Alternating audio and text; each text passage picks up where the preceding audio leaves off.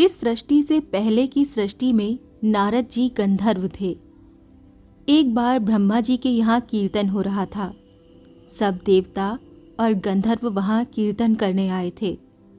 नारद जी अपनी स्त्रियों के साथ उस सभा में गए। वहाँ भी वो विनोद करने लगे।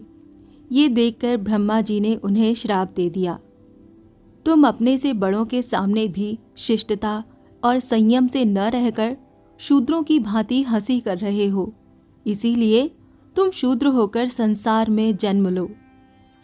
ब्रह्मा जी के इस श्राप से नारद जी का जन्म एक शूद्र के यहाँ हुआ। उनके पिता का देहांत उनके जन्म के बाद ही हो गया। उनकी माता एक ब्राह्मण के यहाँ काम करके अपना और उनका भरण पोषण करती थीं। नारद जी बचपन में बड़े नम्र और सुशील थे। वो उन ब्राह्मण देवता की आज्ञा का पालन करते थे। एक बार ब्राह्मण के यहाँ कुछ संत आए। वो वर्षा के 4 महीने वहीं टिके रहे। नारद जी की अवस्था उस समय 5 वर्ष की थी, किंतु वो खेल कूद छोड़कर उन साधुओं के पास ही बैठे रहते थे। साधुओं की सेवा करते थे और साधु जो आपस में भगवान के गुणों की चर्चा करते थे उसे सुना करते थे। साधुओं की सेवा और भगवान का गुण सुनते रहने से नारद जी का हृदय पवित्र हो गया। इतने छोटे बालक की नम्रता, भगवान का गुण सुनने में रुचि और विलक्षण सेवा भाव देखकर साधु प्रसन्न हो गए। उन्होंने वहां से जाते समय नारद जी को भगवान के नाम का जप करने और ध्यान करने का उपदेश किया। नारद जी का मन तो एकांत में भगवान का भजन करने का था, किंतु अपनी माता को छोड़कर वो कहीं कैसे जा सकते थे। एक दिन रात के समय उनकी माता ब्राह्मण की गाय दुहने गई तो उसे सांप ने काट लिया। उसकी मृत्यु हो गई।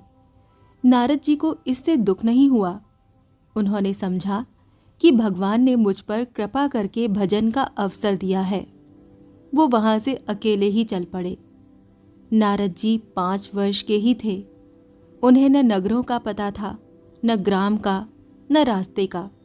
वो तो सीधे उत्तर की ओर चलते गए। अंत में एक बड़ा भयानक वन आया। भूख प्यास से व्याकुल नारद जी एक सरोवर के पास पहुंचे। वहां सरोवर का जल पीकर एक पीपल के नीचे बैठकर ध्यान करने लगे। अचानक उनके हृदय में भगवान प्रकट हो गए, किंतु भगवान के ये दर्शन एक क्षण को ही हुए। उसके बाद भगवान अंतर्ध्यान हो गए। इससे नारद जी बहुत व्याकुल हुए। वो बार बार ध्यान करने का प्रयत्न करने लगे। उसी समय आकाशवाणी हुई, नारद जी, तुमको मेरा दर्शन जो हुआ वो मेरी कृपा से हुआ। मैंने तुम्हें एक क्षण के लिए इसीलिए दर्शन दिया कि तुम्हारा मन मुझ में लग जाए। जिनका चित्त शुद्ध नहीं है उन्हें तो मेरा दर्शन हो ही नहीं सकता। अब इस जन्म में तो नहीं, पर अगले जन्म में तुम मुझे पालोगे। नारद जी ने वहीं भूमि पर सिर रखकर भगवान को प्रणाम किया। उसके बाद भगवान के नाम का कीर्तन करते हुए घूमने लगे। समय आने पर उनका शरीर छूट गया। इस सृष्टि के आरंभ के समय वो ब्रह्मा जी के मानस पुत्र के रूप में उत्पन्न हुए। अब इस सृष्टि में नारद जी भगवान के प्रधान भक्तों में हैं। वो भक्ति मार्ग के आचार्य हैं। ध्रुव और प्रहलाद के वो ही गुरु हैं। उन पर भगवान की इतनी कृपा है कि वो स्वयं कहते हैं, मैं जैसे ही भगवान का गुणगान प्रारंभ करता हूँ वैसे ही भगवान मेरे हृदय में इस प्रकार प्रकट हो जाते हैं जैसे मैंने उनको बुलाया हो। सबके प्रेमास्पद गोपाल, प्रेम ही से मिलते तत्काल। प्रेम करो सब कुछ अर्पण कर, भजो नित्य उर्मे आनंद भर।